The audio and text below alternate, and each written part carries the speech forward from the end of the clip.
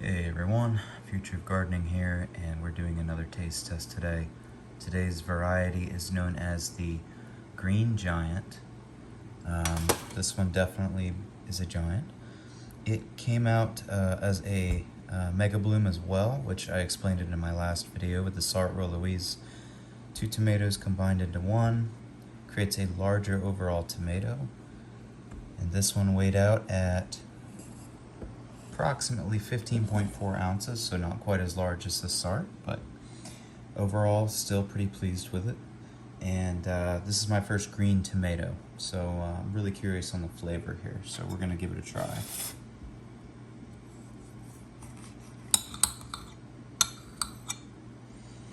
So as you can see, because it's a Mega Bloom, we have that just pure meatiness here again. So let me cut it again so you guys get a good cross section.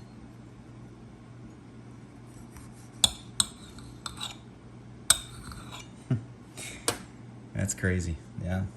It's a huge meat to seed ratio on this one as well.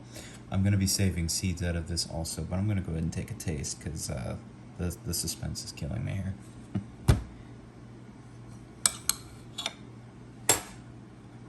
All right, bottoms up.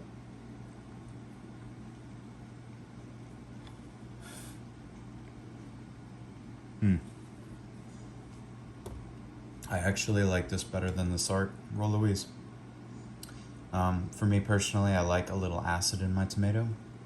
This has the sweetness of the Sartre mixed with the acidity of a red tomato. I was very surprised because being green, I wasn't really sure what to expect.